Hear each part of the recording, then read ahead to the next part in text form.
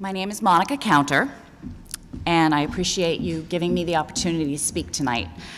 I'm here wearing three hats, essentially. I'm a parent of a child with a disability. My son is 7 years old. He has high-functioning autism, ADHD, apraxia, auditory processing disorder, sensory integration disorder, and developmental coordination disorder. Secondly, I'm an educator. I have a master's degree in education, and I've studied early childhood development at length. Third, I'm an advocate. I have received extensive training from Parent to Parent of New York State in lay advocacy. I have been trained to help other parents of children with disabilities fight for their children's rights with regard to their education. I struggled with what to say here tonight. I should speak as a parent, as an educator, or an advocate, so I'm going to speak as all three. Asking students, young students with disabilities, to try to learn a curriculum that is one size fits all is the antithesis of how they learn. A special education expert in autism once told me, if you've met one child with autism, you've met one child with autism. In other words, no two children, even on the same spectrum, are alike. How can you possibly expect all children with disabilities to learn the same way? Because of this difference, every student has an IEP, an individual education plan created by the district, hopefully with input and agreement from parents. An IEP is created to meet the specific needs of each child. Many schools have tried to basically do the absolute minimum that they're required in terms of programming, supports, and services even before Common Core. Now, because of Common Core and its implementation, districts feel they have the permission to basically say, Common Core trumps IEPs, and more than one district has been, students in districts have been told that. And I have checked with state ed, and that is not true. But that is somewhere along the line, that is what the districts have been told. I don't know where it's coming from. The decision by NYSED to roll out a curriculum and assessment plan with no thought of how it would impact a student with disabilities is negligent, abusive, and unconscionable. To continue full steam ahead once it's brought to their attention by hundreds of parents, teachers, principals, district superintendents, school psychologists, and social workers is criminal. Parents of students with disabilities are asking how this could be happening when there is a federal law in place which was enacted in 1975 to protect students with disabilities, the IDEA.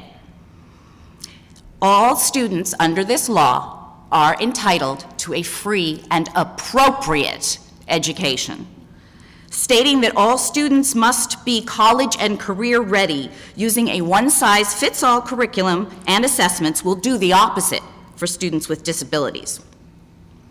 Curriculum based on chronological age and then going 2 grades above it for students with disabilities, rather than curriculum based on their instructional level, is doomed to create a generation of adults without high school diplomas. These students are looking to the adults around them for help. They don't understand why all of a sudden school is so much harder for them, and it was hard enough before Common Core. Now it's virtually impossible. My son has always loved school. He's very smart. However, he cannot learn the way his typical peers do. He also can't learn in a mainstream classroom. We've tried it 3 times actually, and each time it's failed. For the last 2 years, he's been in a self-contained program. Last year, he thrived. The program was wonderful. He ended the year academically on par with typical grade level peers. This year has been a disaster. The program he's in now is a continuation of the same program he was in last year. So what's the difference? Common Core. His teachers told me last year that they were certain that with the right supports, programming, and services, my son would be able to attend college if he chose to. I'm not hearing that this year. My son has daily meltdowns. He calls himself bad, and he can't do anything. He thinks he's stupid. Common Core took away his happiness and his confidence. If something isn't done soon to get rid of Common Core, it will destroy his love of learning and natural curiosity as well. His class has become a place where the teacher is putting out fires all day. Students are now having aggressive, sometimes violent outbursts because of the stress. Again, this didn't happen last year. My son, who is well behaved in school, is not having his needs met because the squeaky wheel gets the grease, and he doesn't squeak. He shuts down. He spends most of his time with his hands over his ears. He can't handle the noise and the commotion in the classroom. Common Core has broken my son's spirit and damaged his very soul, and he's not alone in his pain and frustration with school. My son knows that I have been fighting against Common Core and why. I consider this a valuable lesson in civics. He sees me working hard within the law to effect change, to right a grievous wrong. Every single day, he asks me when Common Core will go away. And every day I tell him I don't know, but I won't give up until it's gone. My last statement is part of an email that I sent to Governor Cuomo. Please do not continue to be silent regarding this abomination that is Common Core. We, the parents, will not go away. Parents of children with disabilities are warriors. We have had to fight for everything for our children since the day of their diagnosis, and for some, since they were born. We fight for doctors, therapies, school programs, and services. We will never accept the violation of our children's rights. They are protected under the IDEA, a federal law. We are listening and we are waiting. We have really good memories. After all, we need to keep track of doctor's appointments, therapy schedules, team meetings, medicines, and more. And that is on top of everything that we have to juggle in our lives to support our children.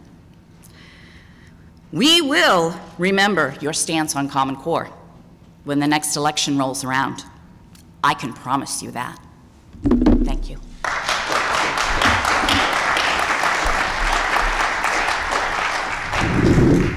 Okay. Can you tell me how many hours of homework does your son do a night right now? He gets a homework packet for the week. My son has fine motor issues. He can barely write his name. And it's between 7 and 11 pages of written homework. It is in his IEP that it is supposed to be modified to reduce the motor component. When I brought this up, the teacher told me I could modify it for him. Okay. And while you're looking through some of the packages, one of the things that we've heard quite a bit with the modulars Yes. is that, number one, they're not complete. Number two, it seems like nobody's edited them. That is correct, yeah. Number three, they would say circle the numbers, and there are no numbers. Yeah. How did he do at math last year? He was on grade level with math, but what's really hard for him is this year it's all basically word problems. And my son is a visual learner, so asking him to take an abstract sentence and turn it into a number sentence is very difficult for him. So what I've had to do is I've had to actually use pennies, manipulatives, to give him a visual in terms of, okay, this is what they're trying to do, and I try to help him figure it out. I mean, for him, even figuring out whether it's addition or subtraction is hard. And as far as the spelling homework is concerned, it's redundant. Mm-hmm. And for someone who has writing issues, write each word 3 times. Second page, put each word in alphabetical order. Third page, write a sentence for each word.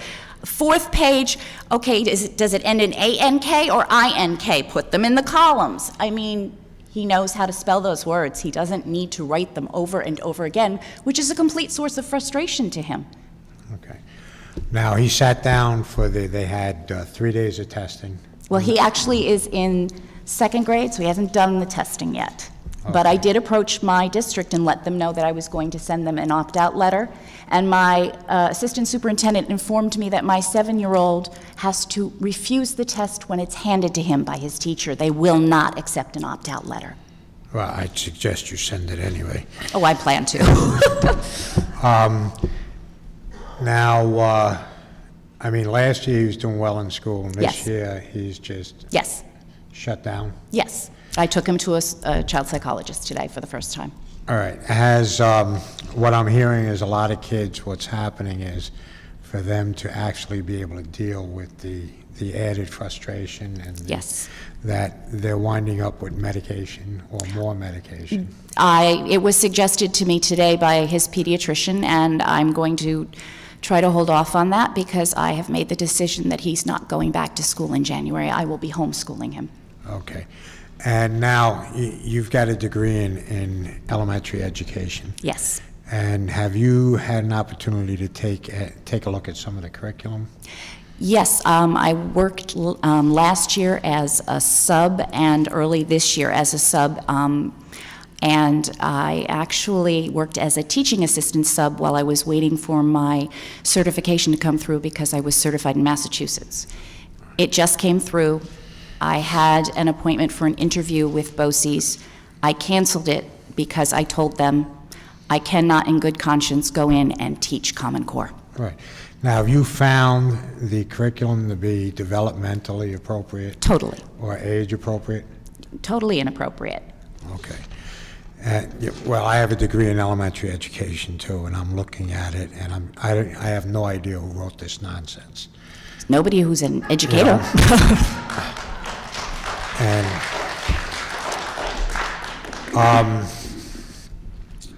lastly,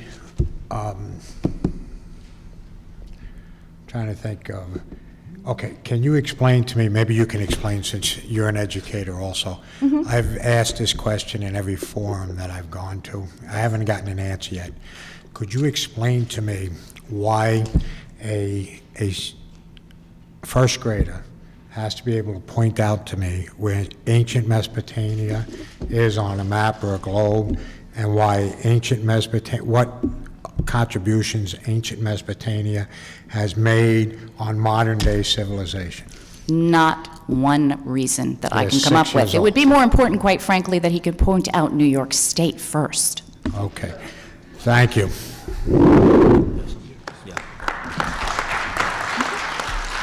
Pete?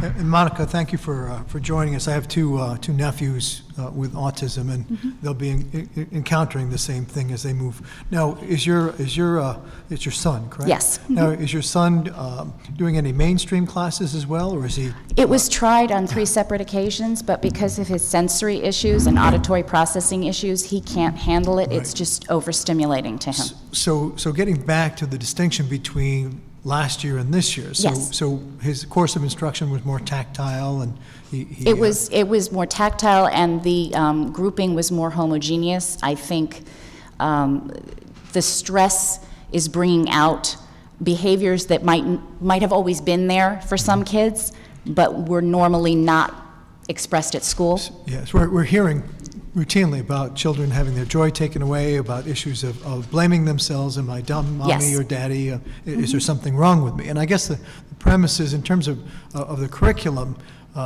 in terms of the support from the educational facility, you mentioned that you're getting mixed signals? Or Yes, people I mean, feel that- I'm fully aware of the fact Yeah. that there are some people in my district, some teachers, who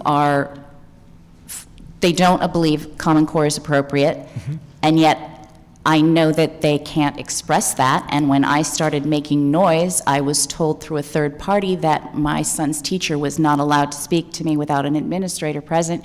And in fact, when I went to my parent-teacher conference, the principal was there, and she wasn't there for any of the other mothers, just me.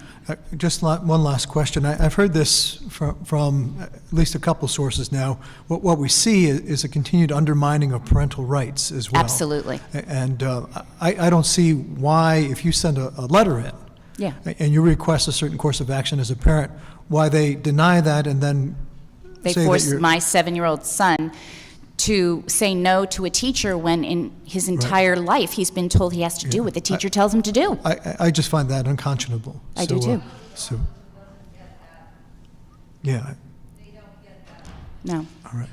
Well, it sounds like we have multiple aspects, or many layers to this onion, it sounds like, but thank you for sharing your passion with us. Thank you. Ed, just something you mentioned very early in your testimony about basically the idea of Common Core trumping the IEP. Yes. And I don't know whether you were talking about at the local level that being. I'm assuming they weren't saying that as a matter of policy. They were saying it as a matter of practicality. They were saying, like, our hands are tied. Yeah, because I think it's a bit of a disingenuous statement for state ed to tell you, no, that's not the case, when it's quite clear. It's getting to them from somebody. Yeah, I don't know from It's quite clear whom. to me that there has not been ample flexibility, or really any flexibility put into Right. this to allow for flexibility for special education And I'm hearing it students. from multiple sources. I started a Facebook page, I co-founded a Facebook page called New York State Lawsuit for Children with Disabilities Against Common Core. We have 664 members. It was started a month ago. And have daily posts of parents who are frustrated beyond belief as to what this curriculum and these assessments are doing to their special needs child. Yes. Yeah, we, I mean, the stories we've heard as we've gone around the state, we had one a few weeks ago at a forum me and Al were at, where we had a teacher, in tears telling us a story about a student that she just noticed had stopped working during one of the tests, and when she went over to the special needs student, he was stabbing himself with a pencil. Yep. I mean, just in a place where we're supposed to create the best possible environment, if this policy is driving, those type of situations to occur, it's really just wrong for us. Well, I thank you for speaking out on it. I found an article way back from, I believe, 2011, where China sent their prominent educators to California because they recognized that after years of doing it the way they were doing it, which is basically what we're proposing, they created an entire generation of test takers. And they came here specifically because they recognized that the way we were doing it was better, and yet we're trying to do it now the way they're doing it. I don't understand. That makes no sense. We actually had a woman speak at one of the forums we held on Long Island, who was educated as a child in Asia, and came over here and felt like she was labeled at a young age, and she was basically saying, I implore you not to let happen to our educational system in America what I grew up with. Exactly. And that's what I escaped, and that's why my parents left there, because they wanted something better for me. And throughout history, immigrants have come to this country because they recognized that we have one of the best education in the world, and people had opportunities to pursue their interests, and that's not going to happen under Common Core because interests and passions are being ignored. Monica, thank you. That was powerful. Thank you very much.